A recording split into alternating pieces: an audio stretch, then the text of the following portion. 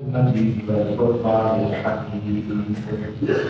أعوذ بالله السميع العليم من الشيطان الرجيم من همزه ونفخه ونفسه. بسم الله الرحمن الرحيم. يا أيها الذين آمنوا كتب عليكم الصيام كما كتب على الذين من قبلكم لعلكم تتقون.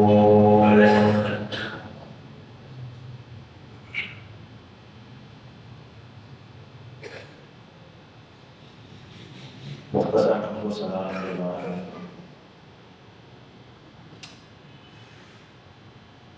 ہم سب کی یہ خوش قسمتی ہے کہ چند ہی دنوں میں رمضان المبارک کا بابرکت مہینہ شروع ہوا چاہتا ہے. بڑا ہی عظمتوں والا، رفعتوں والا، مقام اور مرتبے والا یہ عظیم تر مہینہ ہے. قرآن کریم اور نبی کریم صلی اللہ علیہ وسلم کے فرامین اس کی اہمیت اور فضیلت کے متعلق گواہی دیتے ہیں. ان میں سے چند دلائل میں آپ کے سامنے رکھوں گا اور اس کے بعد اپنا اصل موضوع کہ رمضان میں ہمارا مقصد اور ہدف کیا ہونا چاہیے. یہ رمضان ایک مسلمان کے لیے سیزن ہے. جس طرح تجار کا سیزن ہوتا ہے، کاروباری حضرات کا ہر ایک کا اپنا سیزن ہوتا ہے. اس سیزن کے آنے سے پہلے وہ اپنے اہداف و مقاصد طے کرتا ہے کہ میں نے اس سیزن میں کیا کرنا ہے اور کیا کچھ حاصل کرنا ہے، کن غلطیوں سے بچنا ہے اور کامیابی کے لیے کون کون سے کام کرنے ہیں تاکہ میرا سیزن کامیاب ہو جائے. تو رمضان بھی مسلمان کے لیے اللہ تعالیٰ کی قربت، اللہ کی رضا حاصل کرنے کا ایک سیزن ہے. اللہ تعالیٰ قرآن کریم میں اس کی افضلیت اور اس کی فضیلت اس طرح بیان فرماتے ہیں کہ شہر رمضان الذی انزل فیہ القرآن. رمضان کا مہینہ وہ ہے جس میں قرآن نازل کیا گیا. اور یہ بہت بڑی سعادت ہے. رمضان کے مہینے کی یہ بہت بڑی سعادت اور اعزاز ہے کہ اللہ تعالیٰ نے اس ماہ کو قرآن کریم کے نزول کے لیے منتخب فرمایا. فرمایا اِنَّا أَنزَلْنَاهُ فِي لَيْلَةِ الْقَدْرِ. ہم نے اسے لیلۃ القدر میں نازل کیا. وہ بھی رمضان ہے. ایک بہت بڑی فضیلت اور اعزاز اس مہینے کا یہ ہے کہ اس میں اللہ تبارک و تعالیٰ نے قرآن کریم کو نازل فرمایا. هُدًى لِلنَّاسِ وَبَيِّنَاتٍ مِنَ الْهُدَىٰ وَالْفُرْقَانِ. قرآن کی خوبی کیا ہے؟ لوگوں کے لیے، انسانیت کے لیے ہدایت ہے اور اس میں ہدایت کے واضح دلائل موجود ہیں. والفرقان، اور حق و باطل میں فرق کرنے کے بھی واضح دلائل اس میں موجود ہیں. اس قرآن میں حق و باطل کے فرق کرنے کے واضح دلائل موجود ہیں. جو انسان اس قرآن کو پڑھ لے، سمجھ لے، تو اسے حق و باطل کا فرق نظر آ جائے گا. یہ وہ عظیم کتاب ہے جو اس عظمت والے مہینے میں نازل ہوئی. دوسری فضیلت اور اہمیت اس ماہ کی یہ ہے کہ اسلام کے 5 بنیادی ارکان میں سے ایک رکن وہ اس ماہ میں ادا کیا جاتا ہے۔ بنیاد اسلام علی خمس، اسلام کی بنیاد 5 ارکان پر ہے۔ ان میں سے ایک ہے صوم رمضان، رمضان کے روزے رکھنا۔ یہ رمضان المبارک کے روزے رکھنا یہ اسلام کا بنیادی رکن ہے، اور اس کے لیے اللہ تبارک و تعالیٰ نے اس عظیم ماہ کا انتخاب کیا۔ نبی کریم صلی اللہ علیہ وسلم نے اور بھی فضائل بیان فرمائے۔ فرمایا اذا کان اول لیلۃ من رمضان سفرت الشیاطین ومرت الجن، جب رمضان کی پہلی رات ہوتی ہے، چاند نظر آتا ہے، تو سارے سرکش شیاطین اور جنوں کو قید کر دیا جاتا ہے۔ یہ اللہ تبارک و تعالیٰ کی طرف سے مومنین کو، اپنے بندوں کو ایک اچھا سیزن گزارنے کے لیے اللہ تبارک و تعالیٰ آسانی مہیا کرتا ہے۔ فرمایا جہنم کے سارے دروازے بند کر دیے جاتے ہیں، کوئی ایک دروازہ بھی کھلا نہیں چھوڑا جاتا، اور جنت کے سارے دروازے کھول دیے جاتے ہیں، کوئی ایک دروازہ بھی بند نہیں ہوتا۔ دوسری روایت میں ہے فتحت ابواب جنت، جنت کے دروازے کھول دیے جاتے ہیں۔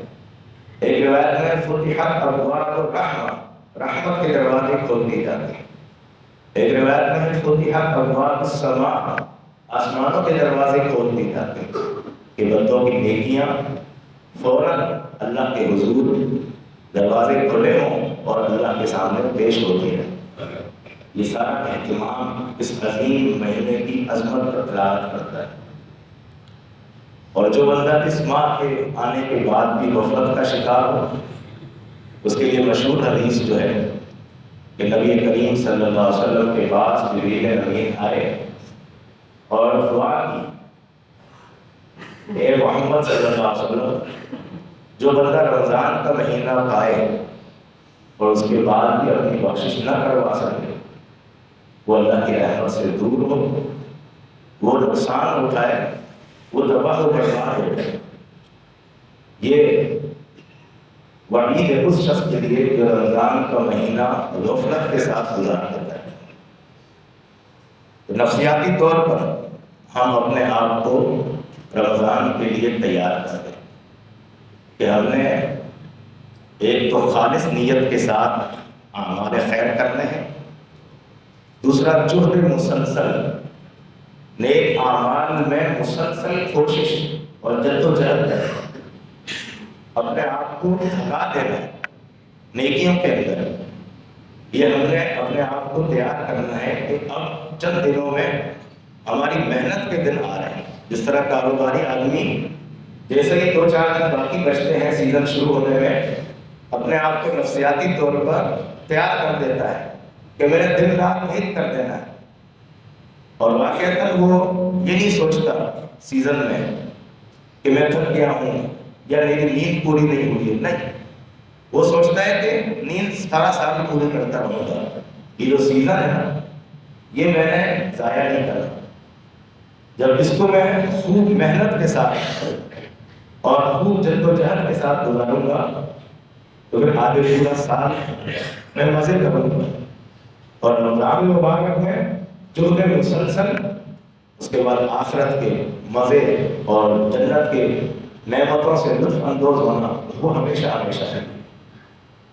ایک اور کام جو ہم نے کرنا ہے وہ ہے ابھی سے ہی اللہ تعالیٰ سے دعائیں کریں کہ یا اللہ ہمیں ایمان، صحت و عافیت کے ساتھ یہ پورا مہینہ نصیب فرما، ایمان اور صحت و عافیت کے ساتھ۔ دیکھیں رمضان کا مہینہ مل جائے اور انسان کے پاس ایمان نہ ہو، رمضان کا مہینہ مل جائے اور صحت و عافیت نہ ہو، کوئی ایک فرد بھی گھر کا اگر رمضان کے مہینے میں بیمار ہو جائے اور ہاسپٹل میں داخل ہو جائے تو اس گھر کا پورا رمضان کیسا گزرتا ہے؟ تو اس لیے ابھی سے ہی دعائیں کرتے رہیں کہ یا اللہ ہمارے اہل و اولاد کو ایمان کے ساتھ اور صحت و عافیت کے ساتھ یہ رمضان کا مہینہ نصیب فرما۔ اس میں ہم نے اپنے مقاصد اور اہداف جو طے کرنے ہیں وہ 7 مقاصد ہیں، 7 مقصد ہیں، 7 ہمارے ہدف ہونے چاہیے جو ہم نے رمضان کے مہینے میں حاصل کرنا ہے۔ سب سے پہلا ہدف وہ ہے حصول مغفرت، کہ ہم نے اپنے ماضی کے سارے گناہ اس ماہ مبارک میں بخشوا دینے ہیں۔ یہ میرا اور آپ کا ابھی سے پروگرام اور ہدف ہے، بلکہ ان چیزوں کو ہم اپنے پاس نوٹ کر لیں، اپنے پاس لکھ لیں کہ میں نے پہلا ہدف حاصل کرنا ہے اس رمضان میں نے اپنی بخشش لازمی کروا دی۔ نہ جانے کتنے رمضان گزر گئے، ہم نے کتنا رمضان بغیر کسی مقصد اور ہدف کے گزار دیے۔ اس بار ہم جو ہے وہ ہدف اور مقصد کے ساتھ رمضان گزاریں، اور پہلا ہدف اور مقصد کیا ہے؟ مغفرت کا حصول۔ اور اللہ تبارک و تعالیٰ اس ماہ میں مغفرت بہت آسان کر دیتے ہیں، جیسے نبی کریم صلی اللہ علیہ وسلم کے فرامین ہم بار بار سنتے رہتے ہیں، من صام رمضان ایمانا و احتسابا غفر لہ ما تقدم من ذنبہ۔ جو بندہ رمضان کے روزے رکھے ایمان کی حالت میں اور خالص اجر کی امید کی نیت کے ساتھ، دل میں اخلاص نہ، اللہ سے اجر دینے کی امید کے ساتھ روزے رکھ رہا ہے، اس کے گزشتہ سارے گناہ معاف کر دیے جائیں۔ دوسری حدیث میں فرمایا من قام رمضان ایمانا و احتسابا غفر لہ ما تقدم من ذنبہ۔ جس نے رمضان کا قیام کیا ایمان کی حالت میں اور اجر کی امید کے ساتھ، اس کے بھی سارے گناہ گزشتہ بخش دیے جائیں۔ ایک چیز یہاں پر میں تنبیہ کر دوں، جس طرح من صام رمضان ہے اسی طرح من قام رمضان ہے۔ ہم من صام رمضان کی تو پابندی کرتے ہیں، لیکن من قام رمضان کی پابندی بہت کم ہوتی ہے۔ رمضان کی تراویح اور قیام پورا کرنا ہے، پورا کرنا ہے۔ جیسے نماز فرض سے فارغ ہوں، سنتوں سے فارغ ہوں، اور امام اللہ اکبر کہہ کر تراویح کی نماز شروع کرے، ہم اس کے ساتھ ساتھ ہیں اور اس کے ساتھ شروع کریں اور مکمل اس کے ساتھ قیام کریں، اور سارے ایام، تمام ایام میں ہماری یہی روٹین ہو تو پھر من قام رمضان بنے۔ جس طرح من صام رمضان کی فضیلت ہمیں حاصل ہوگی، پھر ہمیں من قام رمضان کی فضیلت حاصل ہوگی۔ ایک اور عمل جو بخشش کے لیے ہے وہ ہے کہ اللہ تعالیٰ کے حضور سچی توبہ۔ نبی کریم صلی اللہ علیہ وسلم کا فرمان ہے، صحیح مسلم کی حدیث ہے، یا ایھا الناس توبوا الی اللہ، اے لوگو اللہ کے حضور توبہ کرو، اپنے گناہوں کی بخشش کا سوال کرو، اللہ تبارک و تعالیٰ کی طرف لوٹ آؤ، گناہوں کو چھوڑ کر اللہ کی طرف رجوع کر دو۔ توبوا الی اللہ فإنی اتوب فی اليوم الیہ مئۃ مرہ۔ فرمایا کہ میں محمد صلی اللہ علیہ وسلم ایک دن میں 100 مرتبہ توبہ کرتا ہوں، ایک دن میں 100 مرتبہ توبہ کرتا ہوں۔ سیدنا عبداللہ بن عمر رضی اللہ عنہ کی مشہور حدیث ہے کہ ہم نبی کریم صلی اللہ علیہ وسلم کی زبانی ایک دن مجلس میں 100 بار یہ تسبیح شمار کر لیا کرتے تھے۔ آپ ساتھ بیٹھے بیٹھے یہ تسبیح پڑھ رہے ہوتے تھے، رب اغفر لی وتب علی انک انت التواب الغفور، یا دوسری روایت میں انک انت التواب الرحیم، رب اغفر لی وتب علی انک انت التواب الغفور یا انک انت التواب الرحیم۔ یہ 100 مرتبہ اللہ کے رسول صلی اللہ علیہ وسلم ایک ہی مجلس میں بیٹھے بیٹھے پڑھ دیا کرتے تھے صحابہ کے بیچ میں۔ ہم بھی بیٹھتے ہیں، ہماری بھی مجلس کرتی ہے، ہماری بھی زبان چلتی ہے، لیکن وہ کیسے چلتی ہے اس پہ ہم میں سے ہر ایک اپنا محاسبہ خود کریں کہ ہم کیا بولتے ہیں، اور اللہ کے رسول صلی اللہ علیہ وسلم مجلس میں بیٹھے بیٹھے بھی اللہ سے تعلق اس طرح قائم رکھتے تھے۔ تو پہلی چیز اور پہلا ہدف ہمارا ہے حصول مغفرت، کہ اللہ تبارک و تعالیٰ سے گناہوں کی بخشش حاصل کریں۔ بہت بڑے مفسر ہیں قتادہ رحمہ اللہ تابعی ہیں، وہ فرماتے ہیں القرآن یدلکم علی داءکم و دوائکم، قرآن تمہیں بتاتا ہے تمہاری بیماری بھی اور اس بیماری کا علاج بھی۔ پھر آگے فرمایا کہ تمہاری بیماری وہ گناہ ہیں، نافرمانیاں ہیں، اور اس کا علاج توبہ اور استغفار ہے۔ تو پہلا مقصد ہمارا ہے حصول مغفرت۔ دوسرا مقصد جو ہمارا اس ماہ میں شروع سے ہی ہم نے رکھنا ہے وہ ہے حصول تقویٰ۔ تقویٰ اور پرہیزگاری کا حصول۔ تقویٰ کسے کہتے ہیں کہ اللہ تعالیٰ کا ایسا سچا خوف اور ڈر جس کی وجہ سے بندہ فرائض کی پابندی کرے اور اللہ اور اس کے رسول کے منع کردہ کاموں سے اپنے آپ کو بچائے رہے پوری زندگی کے لیے۔ اللہ کا ایسا سچا خوف اور ڈر کہ کبھی فرائض نہ چھوڑے، اور ایسا سچا خوف اور ڈر کہ اللہ اور اس کے رسول کے منع کردہ کاموں سے اپنے آپ کو بچانے کی حتی الامکان کوشش کرے، یہ تقویٰ۔ اور قرآن کریم کی جو آیت میں نے شروع میں پڑھی اس میں اللہ تعالیٰ نے روزے کا یہی مقصد بیان کیا۔ اگر ہمارا رمضان میں یہ مقصد ہی نہیں ہے، یہ ہدف ہی نہیں، تو پھر سمجھے کہ ہمارا یہ سیزن کیسا گزرے۔ فرمایا لعلکم تتقون، یہ روزے ان کا مقصد یہ ہے تاکہ تم تقویٰ اور پرہیزگاری حاصل کرو۔ روزے میں اللہ کا اتنا خوف ہوتا ہے بندے کو، اتنا ڈر ہوتا ہے کہ جو جائز کام ہے ہم وہ بھی چھوڑ دیتے ہیں۔ کھانا پینا، بیوی کے ساتھ صحبت، یہ تمام کام جو ایک حلال کام تھے، جائز کام تھے، لیکن وہ سارے ہم روزے کی حالت میں اللہ کے خوف سے چھوڑ دیتے ہیں۔ کوئی نہ دیکھ رہا ہو، دروازہ بند ہو، گھر میں اکیلے ہو، فریج میں ٹھنڈا پانی پڑا ہو، دیگر معقولات و مشروبات پڑے ہوں، بہترین کھانے پڑے ہوں، لیکن کبھی ایک مسلمان کبھی اپنا روزہ یہ سوچ کر نہیں توڑتا کہ چلو کوئی نہیں دیکھ رہا میں کھا لیتا، اور یہ ڈٹے سے ہے کہ آئندہ پوری زندگی میں نے اسی طرح گزارنی ہے کہ فرائض کی پابندی کرنی ہے اور اللہ اور اس کے رسول صلی اللہ علیہ وسلم کے منع کردہ کاموں سے اپنے آپ کو بچانا ہے۔ حصول تقویٰ، صحیح بخاری کی حدیث ہے، نبی کریم صلی اللہ علیہ وسلم نے فرمایا من لم يدع قول الزور والعمل به فليس لله حاجة ان يدع طعامه وشرابه۔ جو بندہ رمضان میں بھی روزہ رکھنے کے باوجود بھی جھوٹ بولنا نہیں چھوڑتا، غلط بات کرنا نہیں چھوڑتا، غلط کام کرنا نہیں چھوڑتا، رمضان میں روزے کے باوجود بھی اللہ تعالیٰ کو اس کے بھوکے اور پیاسے رہنے کی کوئی ضرورت نہیں۔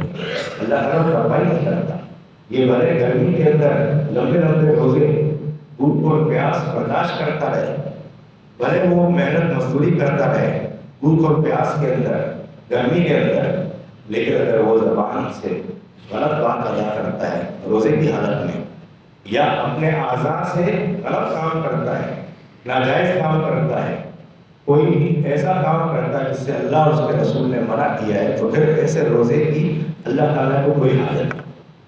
صحیح بخاری کی حدیث ہے، نبی کریم صلی اللہ علیہ وسلم کا فرمان۔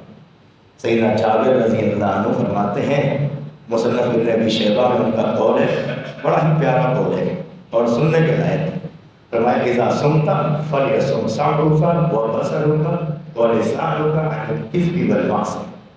جب تم روزہ رکھو تو چاہیے کہ تمہاری زبان بھی روزہ رکھے، تمہارے کان بھی روزہ رکھیں، تمہاری آنکھیں بھی روزہ رکھیں، ہر قسم کے گناہ سے اور ان کو بچانا ہے۔ روزہ صرف کھانے پینا چھوڑنے کا نام نہیں، وہ فرماتے ہیں روزہ پورے جسم کا ہے، سارے اعضاء کو اللہ کی نافرمانیوں سے بچانا ہے۔ جب بھی روزہ رکھو تو اپنے سارے اعضاء کا روزہ رکھو۔ سنن ابن ماجہ میں نبی کریم صلی اللہ علیہ وسلم کی مشہور حدیث ہے، فرمایا رب صائم لیس لہ من صیامہ الا الجوع، اور ہمارے لیے جھنجھوڑ دینے والی یہ حدیث ہے۔ حدیث بھی صحیح ہے، رسول اللہ صلی اللہ علیہ وسلم فرما رہے ہیں کہ کتنے ہی روزے دار ایسے ہیں جن کو ان کے روزے سے سوائے بھوک برداشت کرنے کی کچھ بھی حاصل نہیں ہوتا۔ اور دیکھیں پورا مہینہ ہم کتنا جد و جہد کر رہے ہیں، صبح اٹھ رہے ہیں، فجر سے پہلے آدھا گھنٹہ پہلے اٹھ رہے ہیں، سحریاں کر رہے ہیں، اور پورا دن جو ہے بھوک میں دکان جا رہے ہیں، دفتر جا رہے ہیں، ادھر جا رہے ہیں، ادھر جا رہے ہیں، بھوک میں گزار رہے ہیں، اور اللہ کے رسول فرما رہے ہیں کہ بھوک کے علاوہ اس بندے کو کچھ حاصل نہیں۔ اور کتنے ہی تراویح پڑھنے والے اور قیام کرنے والے ہیں، سوائے نیند خراب کرنے کے انہیں کچھ بھی حاصل نہیں ہوتا۔ یہ رسول اللہ صلی اللہ علیہ وسلم کا فرمان ہے۔ یہ تقویٰ کیسے حاصل ہو؟ اس کے لیے سب سے پہلی چیز خود احتسابی ہے، ہم اپنا محاسبہ خود کریں، کسی اور کو کیا کہنا یا کوئی اور ہم پر کیا تبصرہ کرے، ہم خود اپنا محاسبہ کریں کہ میرا پورا دن کیسے گزر رہا ہے، میں پورے دن میں اللہ کی کتنی فرمانبرداریاں کر رہا ہوں اور کتنی نافرمانیاں کر رہا ہوں، زبان سے کتنے سچ بول رہا ہوں اور کتنے جھوٹ بول رہا ہوں، اگر میں تاجر ہوں، دکان پہ بیٹھا ہوں، لوگوں سے کس قدر خیر خواہی کر رہا ہوں یا لوگوں کے ساتھ کس قدر میرا برا رویہ ہے، یہ جو ہے نا میں اپنا محاسبہ خود کروں، اپنے آپ کو چیک کروں، اس سے تقویٰ حاصل ہوگا۔ انسان جب اپنا محاسبہ کرے گا تو اللہ کا خوف اور ڈر پیدا ہوگا کہ میرا دن پورا کیسے گزر رہا ہے، میری رات پوری کیسے گزر رہی ہے۔ تو تقویٰ کے حصول کے لیے پہلا کام کیا ہے؟ ہم نے خود احتسابی اپنا محاسبہ خود کرنا ہے۔ دوسرا کام تقویٰ کے حصول کے لیے، اگر ہم چاہتے ہیں ہمارا یہ تقویٰ والا ہدف حاصل ہو جائے تو ہمیں دوسرا کام یہ کرنا ہے کہ اپنی موت کو کثرت سے یاد کریں۔ ابھی قریب ہی ہم کتنے جنازے دیکھ چکے ہیں یا کتنے جنازے پڑھ چکے ہیں، کتنے ہمارے دوست احباب جو ہے وہ ٹھیک ٹھاک صحت مند اور تندرست دنیا سے چلے گئے، یا کتنے ہم روز بروز خبریں سن رہے ہیں اور دیکھ رہے ہیں کہ لوگ کس طرح وفات پا رہے ہیں، اور یہ نہیں کہ اس کی موت آنی تھی میری نہیں آنی، انہیں لوگوں میں ایک دن میں بھی شامل ہو جائے۔ اس موت کو ہم کثرت سے یاد کریں گے تو تقویٰ حاصل ہوگا، اللہ کا ڈر حاصل ہوگا۔ تیسری چیز، اگر ہم یہ مقصد حاصل کرنا چاہتے ہیں تو اپنی گیدرنگ چینج کریں، اپنی صحبت تبدیل کریں، اپنی دوستی چینج کریں، نیک لوگوں سے، نمازی لوگوں سے، صحیح عقیدہ لوگوں سے، ان کے ساتھ ہمارا اٹھنا بیٹھنا ہو، ہماری دوستی یاری ان کے ساتھ۔ اگر ہماری دوستی ہوئی مشرکین کے ساتھ، اہل بدعت کے ساتھ، خرافات والوں کے ساتھ، نشہ کرنے والوں کے ساتھ، گالیاں بکنے والوں کے ساتھ، جھوٹ بولنے والوں کے ساتھ، تو پھر تقویٰ کا حصول ناممکن ہے۔ اس بندے میں اللہ کا ڈر نہیں آ سکتا جو صبح شام وہ بیٹھا ہی گند میں ہے اور اس کی گیدرنگ ہی گندی ہے، اس کے اندر تقویٰ نہیں آ سکتا۔ دو مقصد ہو گئے۔ تیسرا ہدف جو ہمیں حاصل کرنا ہے اس رمضان میں وہ ہے جہنم سے آزادی۔ اللہ تبارک و تعالیٰ ہر رمضان میں رات کو پہلی رات کو اپنی بہت ساری مخلوق کو، اپنے بہت سارے بندوں کو جہنم سے آزادی کا سرٹیفکیٹ عطا کرتے ہیں، بہت سارے لوگوں کو۔ نبی کریم صلی اللہ علیہ وسلم کی حدیث کے سنن ابن ماجہ کی روایت ہے، وَلِلَّهِ عُتَقَاءُ مِنَ النَّارِ۔ رمضان کا مہینہ ایسا ہے کہ اللہ تبارک و تعالیٰ کہ بہت سارے بندوں کو جہنم سے آزادی کا فرمانا ملتا ہے۔ آپ صلی اللہ علیہ وسلم نے فرمایا وَذَلِكَ فِي كُلِّ لَيْلَةٍ، اور یہ رمضان کی ہر رات ہوتا ہے۔ اب ہم سوچیں کہ ہم نے کبھی رمضان میں ہدف بنایا کہ اس رمضان میں میں نے ان لوگوں میں شامل ہو جانا ہے جنہیں جہنم سے آزادی کا پروانہ ملے؟ کبھی ہم نے یہ سوچا ہو، کبھی ہم نے یہ ہدف بنایا ہو، کوئی مقصد بنایا؟ جہنم سے آزادی کا پروانہ کیسے ملتا ہے؟ حدیث کی روشنی میں کچھ اعمال میں آپ کو بتاؤں جس سے جہنم سے آزادی کا پروانہ ملتا ہے۔ پہلی چیز، نبی کریم صلی اللہ علیہ وسلم کا فرمان صحیح بخاری کی حدیث ہے، فرمایا لن یوافی عبد یوم القیامہ یقول لا الہ الا اللہ یبتغی بہ وجہ اللہ الا حرم اللہ علیہ النار۔ جو بندہ اللہ تعالیٰ کی رضا کی خاطر لا الہ الا اللہ کہتا ہے اور اس سے اللہ کی رضا مقصود ہوتی ہے۔ لا الہ الا اللہ کہنے کا مطلب یہ ہے اس کا معنی اور مفہوم سمجھتے ہوئے وہ کہتا ہے، اور اسی حال میں وہ دنیا سے رخصت ہوتا ہے کلمہ لا الہ الا اللہ پر، یعنی توحید پر، شرک سے پاک۔ فرمایا ایسے بندے پر اللہ تبارک و تعالیٰ جہنم کی آگ کو حرام کر دیتے ہیں۔ تو سب سے پہلے ہم نے جہنم سے آزادی کے لیے کیا کرنا ہے اس معاملے میں؟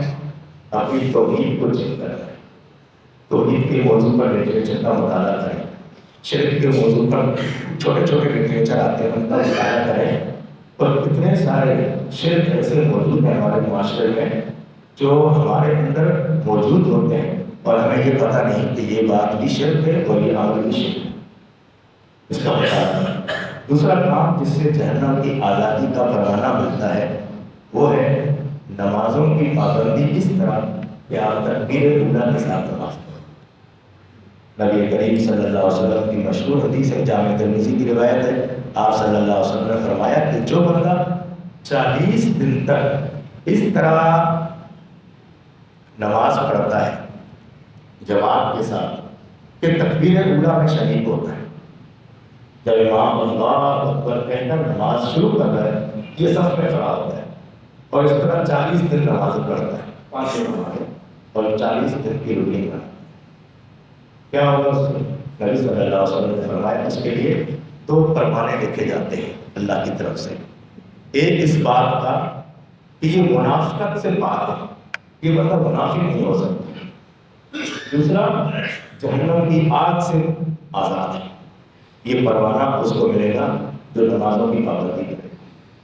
ہم نے دیکھا سوشل میڈیا میں اتنے ساتھیوں نے مساجد میں یہ اہتمام کیا کہ بچوں کا مقابلہ کرایا کہ آپ لوگوں نے 40 دن تک باجماعت تکبیر اولیٰ کے ساتھ نماز پڑھنی ہے، جو بچہ یہ پورے 40 دن نماز پڑھے گا اور ہر نماز کے بعد اپنی حاضری لگوائے گا، ان بچوں کو سائیکلیں اور دیگر انعامات ملیں گے۔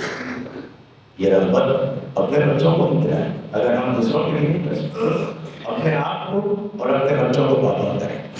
اس رمضان سے اپن نے شروع کرنا ہے، 30 دن رمضان کے اور 10 دن شوال کے، یہ 40 کا کوٹا پورا کریں گے تو انشاءاللہ ہم باجماعت نماز کے عادی بن جائیں گے، باجماعت نماز کے عادی بن جائیں گے، اور جہنم سے آزادی کا پروانہ اس رمضان میں ہمیں مل جائے گا انشاءاللہ۔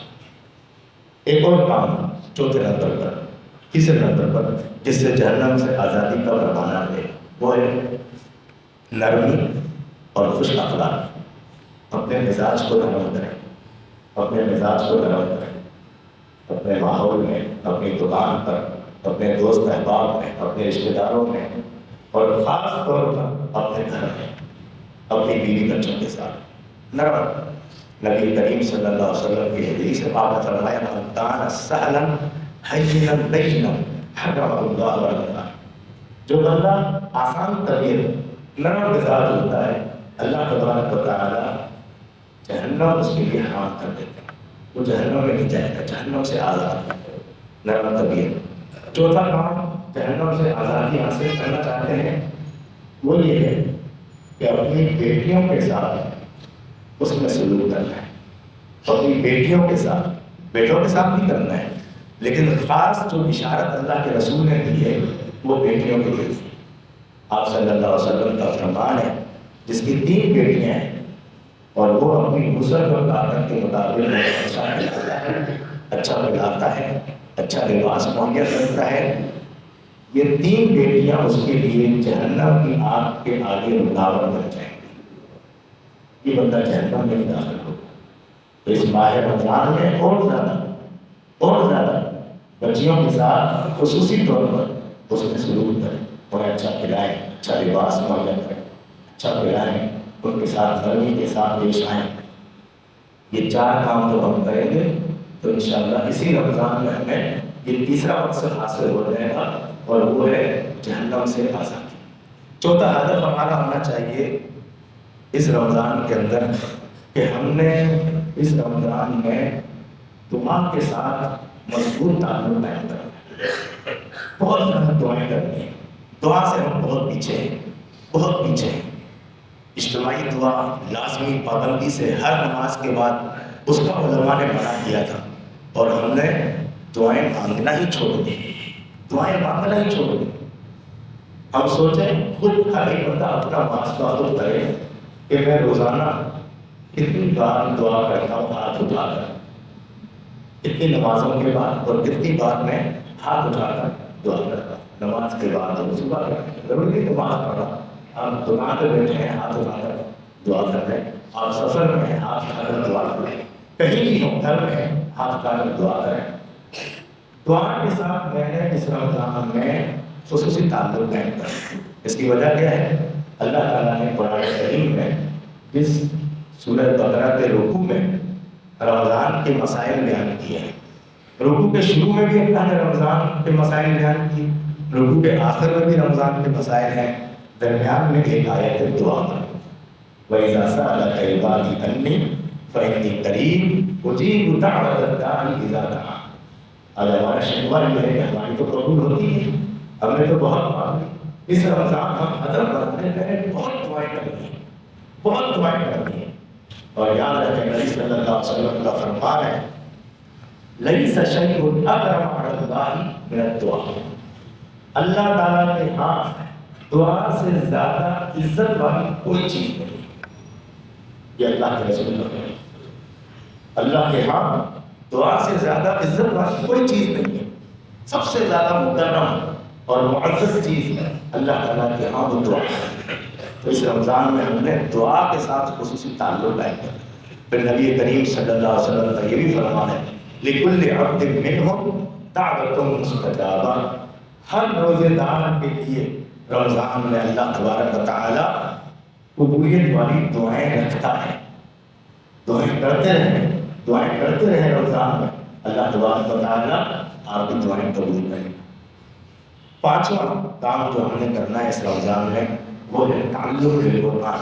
یہ ہمارا ہدف ہے، یہ ہدف ہے، یہ مقصد ہے کہ قرآن کے ساتھ ہم نے اس رمضان میں مضبوط تعلق ہے، قرآن کریم کی تلاوت کے ذریعے، قرآن کریم کا ترجمہ پڑھنے کے ذریعے، قرآن کریم کا خلاصہ اور درس ہو اس کو سننے کے ذریعے، یہ ہم نے مضبوط تعلق قائم کرنا ہے قرآن کریم سے۔ تراویح میں قرآن سننا ہو، درس سننا ہو، اس کے بعد اپنی تلاوت کا دور پورا کرنا۔ نبی کریم صلی اللہ علیہ وسلم ہر رمضان میں جبریل امین خصوصی رات کو آتے تھے، اور ہر رات رمضان میں آتے تھے، اللہ کے رسول صلی اللہ علیہ وسلم ان کے ساتھ قرآن کریم کا دور کیا کرتے تھے، قرآن کریم کی دہرائی کرتے تھے۔ اور اس میں آتا ہے اس سال آپ صلی اللہ علیہ وسلم کی وفات ہوئی، اس سال آپ صلی اللہ علیہ وسلم نے جبریل امین کے ساتھ قرآن کریم کے 2 دور کیے اس رمضان میں۔ اس لیے قرآن کے ساتھ میں نے مضبوط تعلق اس رمضان میں قائم کرنا ہے، یہ میں نے اپنا ہدف بنا ہے۔ ہمارا تعلق بہت جو ہے وہ عجیب ہے کہ ہم تراویح میں قرآن سننے کے حوالے سے بہت طاہر اور بہت سست واقع ہوئے، اللہ ماشاء اللہ اچھے لوگ بھی آپ میں ہیں، اور مجھے امید ہے کہ آپ سب انشاءاللہ ان اچھے لوگوں میں شامل ہوں گے۔ میں عوام الناس کی عمومی حالت بیان کر رہا ہوں، خاص طور پر ہمارے لوگوں کی جو اپنے آپ کو اہل توحید سمجھتے ہیں، وہ سمجھتے ہیں ان کو سب چیزوں کا علم ہے، اور انفرادی لازمی نہیں ہے، فرض نہیں ہے، نفل ہے، کوئی لازمی تھوڑی ہے پڑھنا، لازمی نہیں ہے سننا۔ یہ ہم نے فتوے یاد کیے ہوئے ہیں، اس لیے ہم تراویح نہیں پڑھتے، یا کبھی 2 پڑھنی، شروع والی راتوں میں پڑھ لی، آخر والی راتوں میں پڑھ لی، اور تاک راتوں میں پڑھ لی، یہ کام تھے اس میں۔ صحابہ کرام رضوان اللہ علیہم اجمعین نے نبی صلی اللہ علیہ وسلم کے ساتھ جو 3 راتیں پڑھی وہ کیسے پڑھی کہ ایک رات آپ صلی اللہ علیہ وسلم نے 1/3 رات قیام کروایا، رات کا 1/3 حصہ آپ صلی اللہ علیہ وسلم نے قیام کروایا۔ دوسری رات آتا ہے کہ 2/3 آپ صلی اللہ علیہ وسلم نے قیام کروایا، اور تیسری رات آپ صلی اللہ علیہ وسلم نے قیام کروایا۔ صحابہ کرام کہتے ہیں ہمیں خوف ہوا کہ ہماری سحری رہ جائے گی، سحری رہ جائے گی۔ چوتھی رات پھر کھڑے ہیں، ہمارے یہاں سپارے سے 1.25 سپارہ پڑھ لیا جائے تو سب ایک دوسرے کا منہ دیکھیں گے اور حافظ قرآن کو بھولیں گے، کیا ہو گیا ہے آج آپ نے 10 منٹ اوپر دے دی، 15 منٹ اوپر دے دی، اعتراض اور جو ہے قرآن سے ہماری دل لگی نہیں، تعلق اس سال ہم نے یہ ہدف بنانا ہے، یہ رمضان شہر رمضان الذی انزل فیہ القرآن، قرآن کے نزول کا مہینہ ہے، اس لیے ہم نے اس سال اپنا ہدف بنانا ہے، اس ماہ میں ہم نے قرآن سے مضبوط تعلق قائم کرنا ہے۔ چھٹا کام اور ہمارا ہدف ہوگا وہ ہے نیکیوں میں سبقت کرنی ہے۔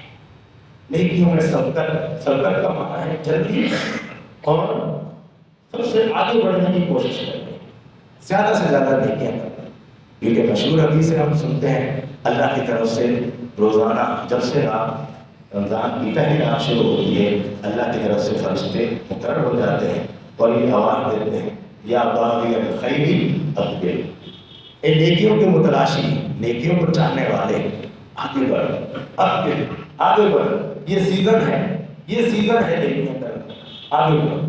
قرآن کہتا ہے فاستبقوا الخیرات، نیکی کے کاموں میں ایک دوسرے سے سبقت کرو، ایک دوسرے سے مقابلہ کرو، سابقوا الی مغفرۃ من ربکم وجنہ، ایک دوسرے سے سبقت لے جاؤ رب کی مغفرت اور رب کی جنت کی طرف۔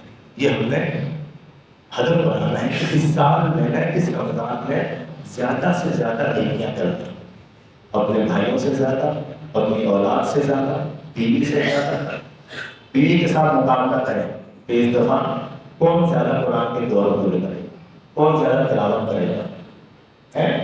ایک دلچسپی بھی ہو جائے گی، انٹرٹینمنٹ بھی ہو جائے گی، اور دین کے فاستبقوا الخیرات کا عمل ہو جائے۔ تو بھائیوں کے ساتھ مقابلہ کریں، اولاد کے ساتھ مقابلہ کریں، دوستوں کے ساتھ مقابلہ کریں کہ ہم نیکی میں ایک دوسرے سے سبقت دیں۔ آخری کام جو ہم نے اس رمضان میں اپنا ہدف بنانا ہے وہ ہے فرشتہ پکارتا ہے یا باغی الشر اکثر، ایک گناہوں کے طلبگار، گناہوں کو پسند کرنے والے، اللہ کی نافرمانیوں کی جس کو لت پڑی ہوئی ہے، اکثر اب رک جاؤ، اس ماہ میں گناہ نہ کرو، اس ماہ میں اللہ کی نافرمانی نہ کرو، ان کاموں کو چھوڑ دو۔ اس ماہ میں نے نافرمانی میں کوئی کام نہیں کرا، کوئی نماز نہیں چھوڑی میں نے، اس ماہ میں نے کوئی تراویح نہیں چھوڑی، میں نے اس ماہ میں کوئی نافرمانی نہیں کرا۔ یہ اپنا ہدف بنا ہے، اپنا مقصد بنا ہے کہ گناہوں سے ہم نے اپنے آپ کو بچانا ہے، یہ ہمارا ہدف ساتواں مقصد ہونا چاہیے۔ پہلا ہدف کیا ہے؟ حصول مغفرت، ریپیٹ کر لیں تاکہ ذہن نشین ہو جائے کہ ہم نے انشاءاللہ تعالیٰ اپنے پاس گھر جا کر لکھ لینا ہے۔ حصول مغفرت، نمبر 2 حصول تقویٰ، اور نمبر 3 خطیب سے بات کرنے کی اجازت ہے حدیث میں۔ نمبر 3 حصول مغفرت، نمبر 1، نمبر 2 حصول تقویٰ، اور نمبر 3 ہم نے کیا کرنا ہے؟ کون بتائے گا؟ جی تقویٰ کو دوسرے نمبر پر ہے۔ تیسرے نمبر پر کام ہے جہنم سے آزادی کا پروانہ حاصل کرنا۔ چوتھے نمبر پر دعا سے تعلق، پانچویں نمبر پر قرآن سے تعلق، چھٹے نمبر پر نیکیاں خوب کرنی ہے، نیکیوں میں عامل ہونا ہے، اور ساتویں نمبر پر گناہ کو چھوڑ دینا، نافرمانی کو چھوڑ دینا۔ ان 7 مقاصد کو، ان اہداف کو حاصل تو ہم کریں گے، اس کی کوشش تو انشاءاللہ کریں گے، لیکن اس میں کچھ رکاوٹیں ہیں، کچھ چیزیں ہیں جو ان 7 مقاصد کو حاصل کرنے سے ہمیں روکتی ہیں۔ کوئی بتا دو تاکہ ان چیزوں سے بچ جائیں۔ نمبر 1، رات بھر فضول جاگتے رہنا، پوری رات جاگنا۔ ہمارا پورا ماحول اور معاشرہ یہ بن گیا ہے کہ پوری رات جاگنا۔ جب پوری رات فضول جاگ رہے ہیں، دوستوں کے ساتھ گھوم رہے ہیں، پھر رہے ہیں، خوش ہوتیاں ان چیزوں میں جاگ کے گزار رہے ہیں، اور نتیجہ کیا ہے؟ بہت سے احباب، نوجوان خاص سے کیا کرتے ہیں؟ سحری 1 گھنٹہ پہلے کر لی اور سو گئے، اب نیند آ رہی، فجر گئی، ظہر گئی، عصر گئی، ماں بھی نہیں اٹھا رہی، میرا بچہ پوری رات بچارا جاگتا رہا، اس کو سونے پوری رات بچارا جاگتا رہا۔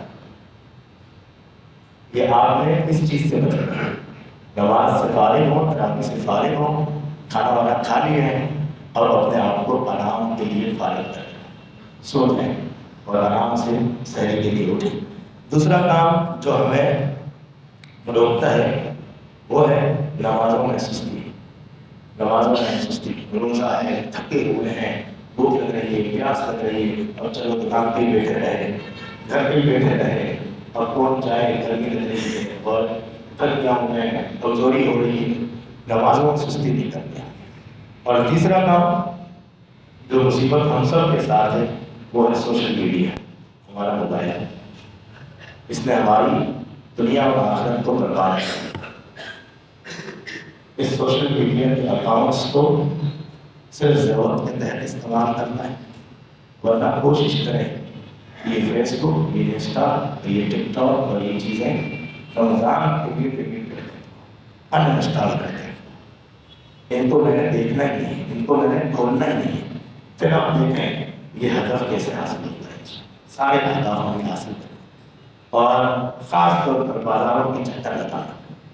بازاروں کے چکر دوستوں کے ساتھ، بازاریں کھلی ہیں، پوری رات بائکوں میں گھوم رہے ہیں، پھر رہے ہیں. خاص طور پہ آخری راتوں میں جو عبادت کی راتیں ہوتی ہیں اس میں ہم بازاروں میں گھوم رہے ہیں. اللہ کا قرب حاصل کرنے کے بالکل آخری اوقات ہوتے ہیں، آخری لمحات ہوتے ہیں، اپنے سیزن کو کامیاب کرنے کے آخری جو دن ہوتے ہیں ان میں ہم بازاروں کے چکر کاٹ رہے ہوتے ہیں اور اپنی عید کی تیاریوں میں وہ ساری تیاریاں ہم نے رمضان سے پہلے کر لیتے ہیں. رمضان میں ہم نے اپنے آپ کو انسان مقاصد اور اہداف کے حصول کے لیے فارغ کر دیا. اللہ تعالیٰ آپ کو توفیق عطا فرمائے.